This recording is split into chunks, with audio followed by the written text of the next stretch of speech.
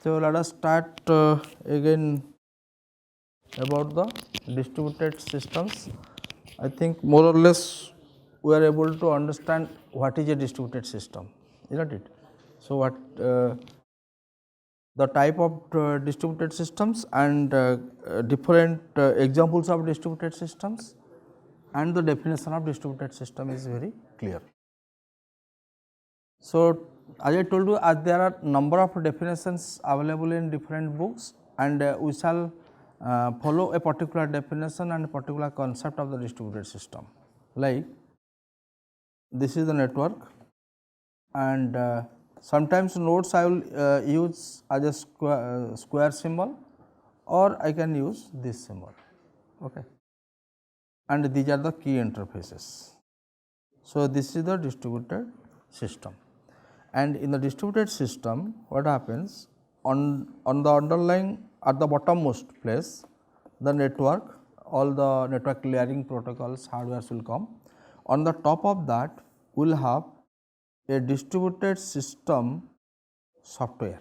Okay. On the top of that we will have applications, and on the top of that we will have users.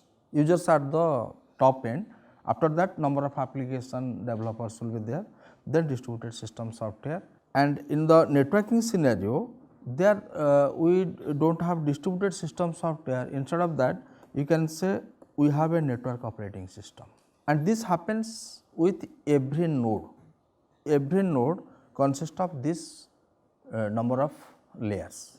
So, as you go from top to bottom, you will face more hardware, and as you go from bottom to top, you will face more not only software, also the user concerns. Like suppose you want to develop a graphical user interface at the user side. User is not happy with user interface USI or UI, or we call GUI, graphical user interface. We are not happy with these keyboards or command prompts, rather we can develop a small app or a icon where we can give the command directly to the hardware. Okay. Is it possible to give a command, issue a command from the user directly to hardware, networking hardware, by bypassing the operating system? That is the concept of distributed system. In networking what happens? Everything has to be routed through the kernel of the operating system, because it is the kernel which are the set of system calls. You might have studied in operating system. This set of system calls is managing various hardware and software resources in networking, in computer network. But in distributed system, everything will be open. Open means the key interfaces, even many kernel functions which are nothing but the set of system calls. This set of system calls will be available to the user directly. That is the main difference between computer network and distributed system. In computer network, anything you want to access, any resource, suppose you want to access a database or file, so it has to be routed through the operating system. But here the user, if wills, he can directly access to the hardware or various important resources which are supposed to be protected by the kernel. But here that is the only disadvantage of the distributed system, you can say, that if you are making everything open, security will be less, protection is less. But in computer network there is a protection, unauthorized access will not be given because of the monolithic kernel. But here we shall reduce the size of the kernel and will make many functions and procedures available to the user or application developer, so that user will feel as and when required, he can directly access the hardware, networking hardware. Or in other words, in a very simple way, I can say the key interfaces, the key functions of the kernel will be published, will be open to users and applications, and at the cost of security. So, that means there is a trade off. In one way we are searching for security, another way we are searching for flexibility. If you want to achieve flexibility, you have to make it open and you have to compromise on the security. And if you want to achieve security, then you have to compromise on the openness. So, there are the two trade-offs in the distributed system. On that basis, distributed systems are have number of that we shall see how these trade-offs are balanced in various types of distributed systems.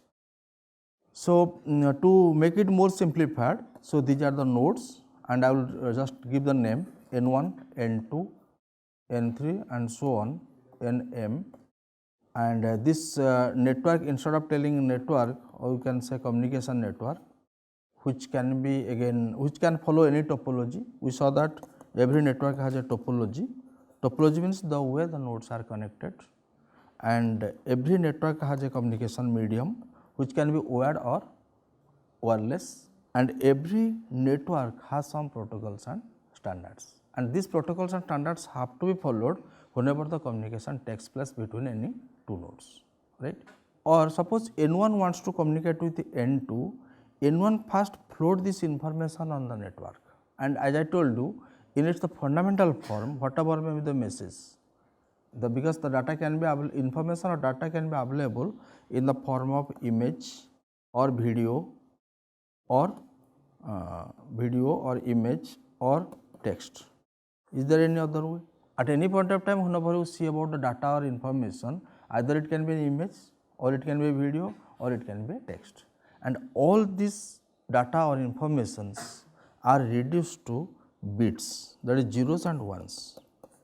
Final form of the data, whenever it is to be transmitted using the medium, it is the bits, nothing else. And what is bit? Bit is nothing but a signal. A bit string I can very well represent as a signal. 0 means I can take bottommost position 0, topmost is 1, 1, 0. So, this is my data 1 0 1 0. So, to send 1 0 1 0, I have to create this signal, and this is the data signal, but this data signal cannot be transferred using the communication medium. For that, what you have to do? You have to take the another signal, that is called carrier signal. So, that carrier signal will be embedded within this signal, and this is what we call encoding. This is the task of physical layer. As I was telling, there are 7 layers.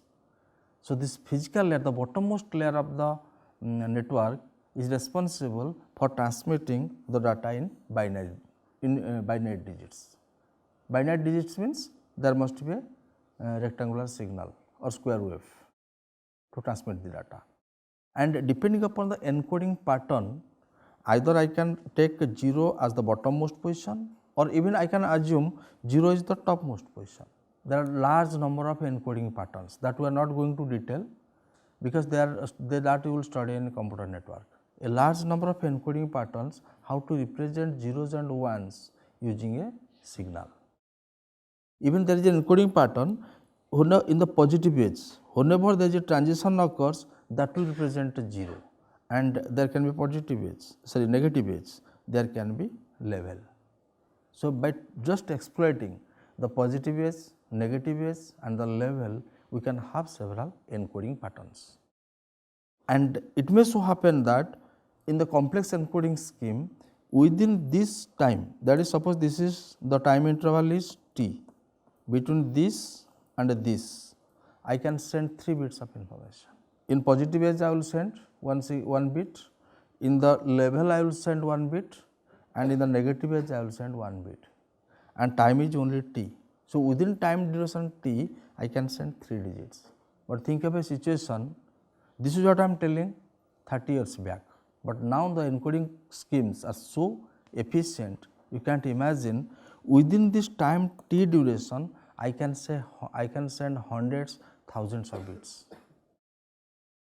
But I am not going to details of the encoding, but you should know that all the bits, physical bits, zeros and ones must be encoded using a signal before it is getting injected into the network. Am I clear? So, whenever a node sends any data to node N2, so first of all it has to prepare the message, audio, video, text into binary form, and once this is prepared in a binary form, zeros and ones, then bit by bit it will inject. How it will inject? For example, my data string is 10101. First 1 will be injected into the network, first bit. then 0 will be injected, then 1, then 0, then 1, right. So, till the injection occurs at the network, that time whatever you spend on the node, that is called latency. And when the data is available in the communication medium, it will be moved using the communication medium. For that we have to add the propagation delay. And as I told you, for every distributed system, it is a message passing system. The data will be prepared by the node and it will be transferred via communication network, unlike in parallel system, that shared memory system. So, when you inject one bit of this information, for injecting till it is available in the network buffer, that we can say latency. After that, whenever the data is transmitted via communication medium, till it reaches to the destination buffer, we call it the communication time, right.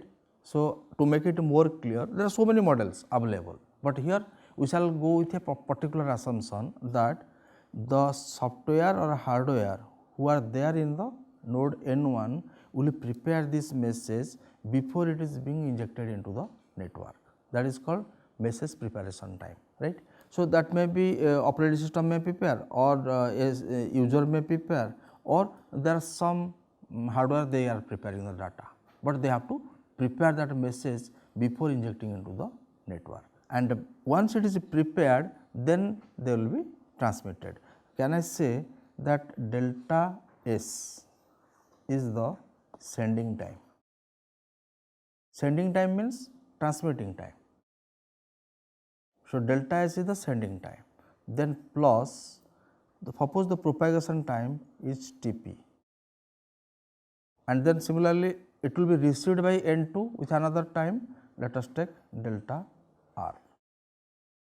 So, the time required for a message to reach from N1 to N2 is delta S plus delta P plus delta R. So, obviously to reduce, this is the total time. So, how to reduce this total time?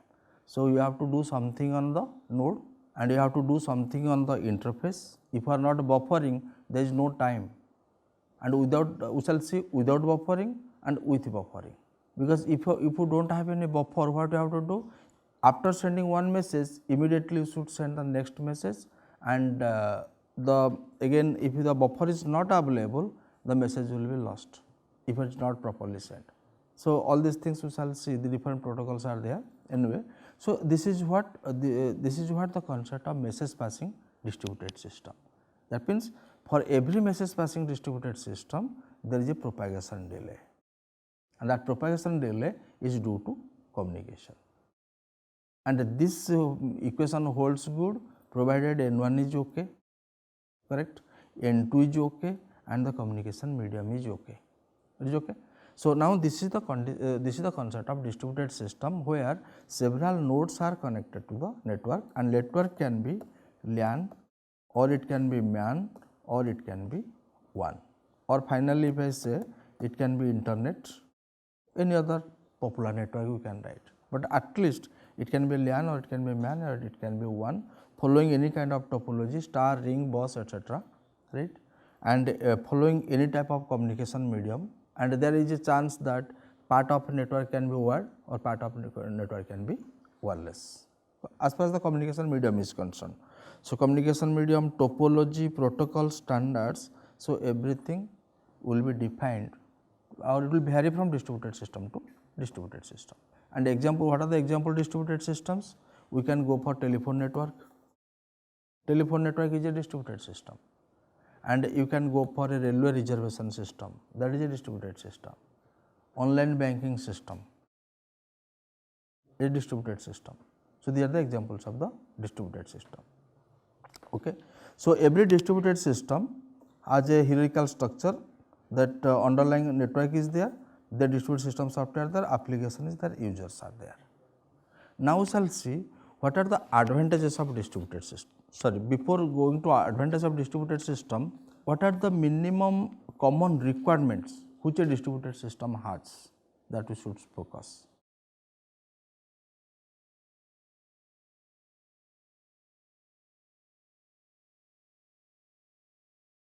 Okay. So, it follows a client server operating system. What is a client server operating system? So, if these are the nodes and this is the network, all the nodes are connected.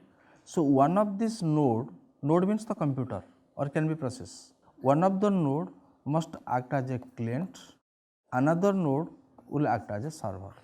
In a distributed system, any node can be client, any node can be server. Forget about the your data center or computer network because here the concept will vary slightly. So, whenever you see in a data center, people call it the server rack. The physical computers, they are showing that these are the servers. Here the concept will slightly vary. This server computer, it is not because of a high-end machine, because of that we are calling server. Can I define in this way that client and server are the processes, and if the client process runs on a machine, that machine becomes the client. Okay. And if a process runs in a server process runs on a machine, I can say it is a server. Am I clear? Now, the reverse can be true. Suppose this time this machine is server. Now, this will run the client process, then that will become client. So, wherever the client program or client process runs, that becomes client, and wherever the server process runs, that is the server. So, client always will send a request message to server, and server will give a service in the form of reply to client.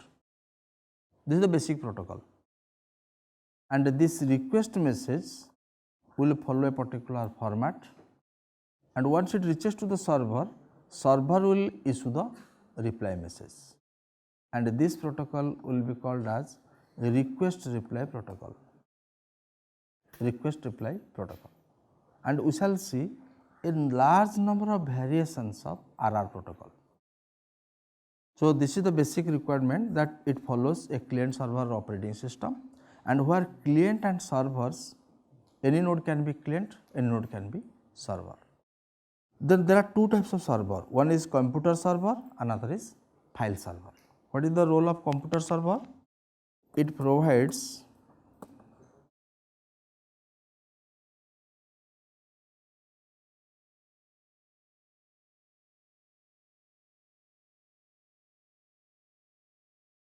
so, these are the another some important features of the distributed system. So, it follows a client server operating system or client server architecture, but the servers are two types, one is computer server, another is file server. What is the role of computer server? So, it will provide an interface where the client can send a request message and perform some action, then server sends the fact. Fact means the result after processing to the client. So, this is the basic task of a computer server. And what are the other servers? File server. So, a file server, again it will give a file system interface where clients can create, update, read and delete the files. So, again here also you cannot confuse, because computer server means there is a process and file server is also a process. So, this file server or file service or file process, whenever it runs on a machine, that will do this task, file service task. Whenever computer server or computer process will do the computational part. So, instead of telling computer servers, let us take it is a service. Service means a process, and server if you tell, maybe it may be referring to a physical node, but the moment you tell service, it becomes a process. And rather we should focus on service part, process part, instead of focusing on the physical system part. So, that is what we define a server. And so, computer server is there and file server is there, and at any point of time any node can act as a client. The entire things will follow a client server system. Am I clear? Now, if I say that this is a client and this is a server, so this client will put a request message and this server will place a reply message based upon some protocols, Now think of a situation, this request message when it is received by the server, in order to, before sending the reply message, this process, this is P1, this process P2 needs the help of another service, another process. So, what you have to do? Before sending the reply message, this reply message, it will send another request message to another node. Let us take it is P3. Now, P3 will give a reply message, and once this reply message comes, this process P2 will send the reply message. So, as long as it has not received the reply message from the P3, it cannot give. This is just I am telling another situation. One situation, the simplest situation is that P1 will request to P2 and P2 will give the reply to P1, or P1 will give a request to P2, but P2 is not P2's server is not sufficient enough to give the reply to P1, because that task needs some, that job needs some other service. Am I clear? So, once P2 gives a request to P3, then P3 will give a reply message. Can you say that sometimes here in this particular situation, P2 is acting as client as well as the server. When the communication is going between P1 and P2, P2 is server, but when the communication goes between P2 and P3 for a single task, then P2 becomes the client, P3 becomes the server. Now, I will tell that this P1 process in India, P2 is in USA, P3 is in France. Think of a situation. From India, I need a service from USA, and when I requested the service to USA, USA server tells that I cannot provide this service unless I contact the France or Germany. Then they will put a request to France, then they will get a reply from France, then USA once it prepares the message, then will give the service to India. Am I clear? So, these nodes, these processes, wherever it runs, on a particular machine it will be running, that machine is a client machine, because it is requesting. And whenever P2 runs on a machine, that is server machine, and P3 is another server machine. And who is acting as a client, who is acting as a server, that depends upon the application or requirement or situation. Am I clear? And this is a very simple scenario again. It may so happen that hundreds of processes in between and continuously, dynamically will act as client and server to accomplish a common task. Because here it is simple, P1 to P2, P2 to P3. But if I make a chain Pn where thousands of processes needs to be interacted each other, and whoever sometimes who will be acting as client and sometimes somebody will be acting server, and overall they are all trying to perform a single task, single application, and the underlying network, underlying protocol standards are completely heterogeneous, not similar. So, here the situation becomes complex. In those situations, how to accomplish a task with this heterogeneity? Heterogeneity means topology is different, platform is different, operating system different, and your hardware is different. They may not be incompatible. So, this to handle these situations, so what is the role of distributed system software, right? So, whenever I tell service, you will understand that it is a process running on the distributed system to provide some service. For example, creating a file is a service, updating a file is a service, reading a file for getting some data is a service, deleting is a service. That as far as the file system is concerned. Similarly, whenever you go for computation, for example, you can add two numbers is a service, that is a computational service. I want to add 2 plus 3 equal to 5 and to fetch a data from a database, that is database service, because broadly we have categorized into computer server and file server. Under the file server, we can also establish database server, we can also have data warehouse server, data mining server. This is the broad classification. Similarly, under the computational server, we can have a load balancer, we can have a scheduler, we can have a clock synchronizer, we can have several. So, you should not assume that computer server means there is a fixed set of tasks. Wherever the computation come to picture, computer server will play a role.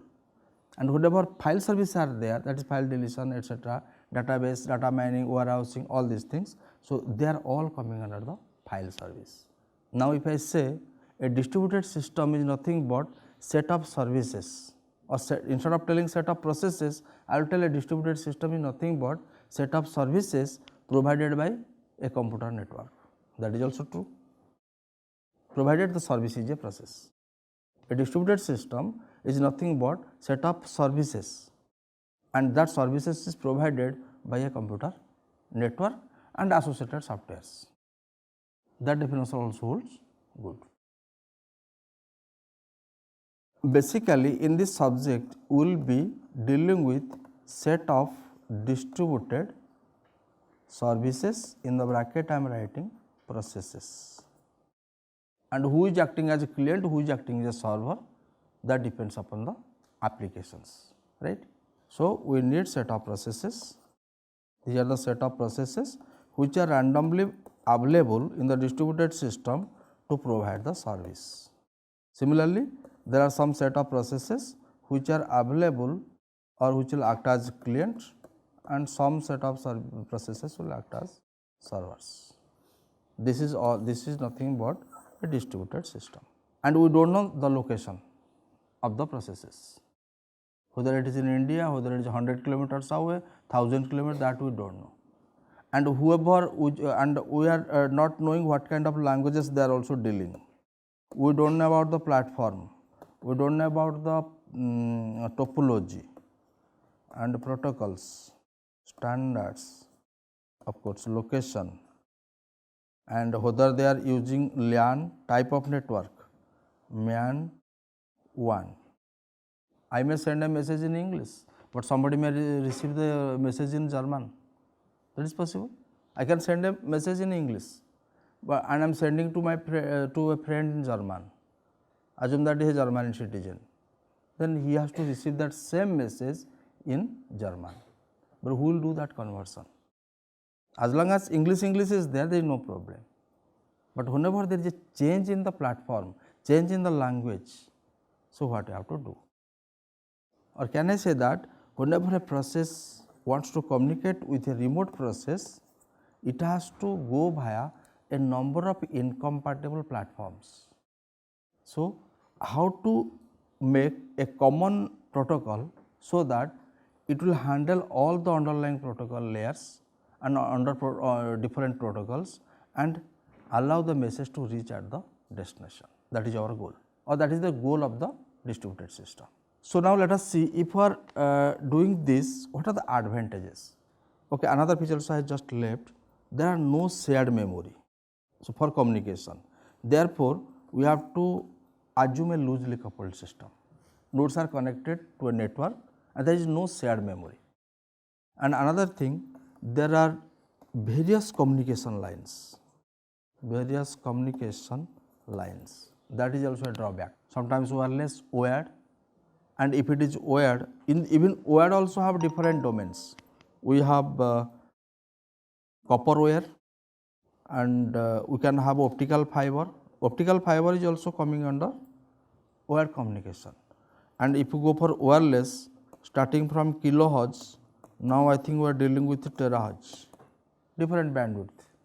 Here also different, copper gives in terms of kbps or a maximum mbps, optical fiber gives gbps, gigabits per second. In 1 second you can send gigabits of information because of this high end communication medium.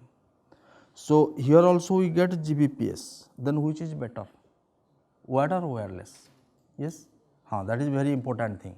So, this is also very important question. So, this is a subject I already have told you, it is not as concrete as microprocessor. So, there will not be never be a single answer. So, you cannot say wired is better or wireless is better, you have to give a justification. Sometimes wired is better, sometimes wireless is better. Just see, whenever you can, if you use wired system, you can achieve gbps. Even if you go for wireless, you can also achieve bandwidth of gbps. Then how can you say that wired is better than wireless? It is application concern. For example, I want to connect in a hill station, which is better, wired or wireless?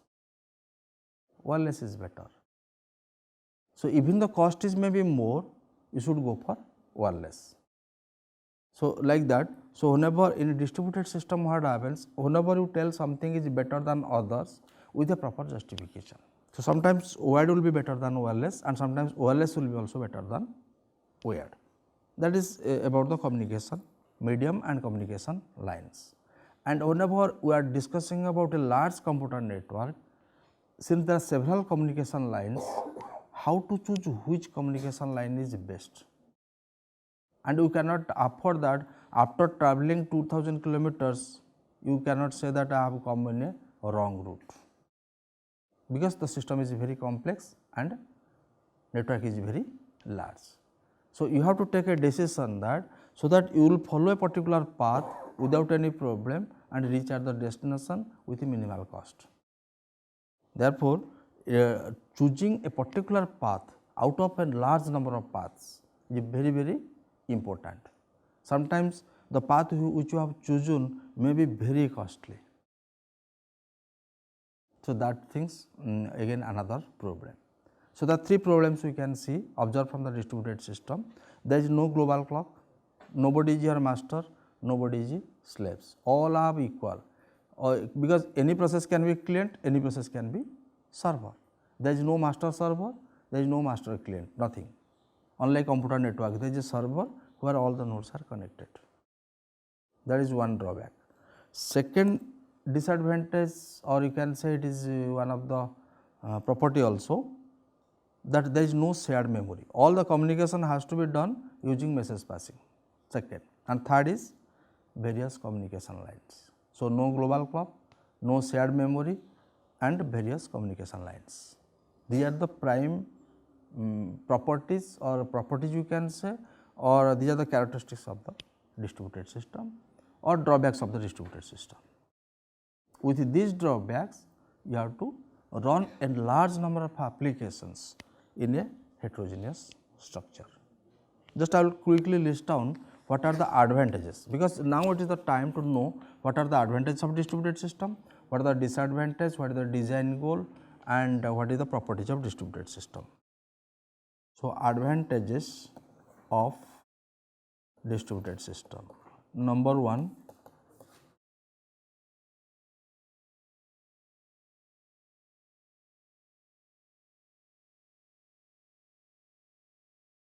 so, okay. So, these are the advantages of distributed system, and these advantages are also very obvious.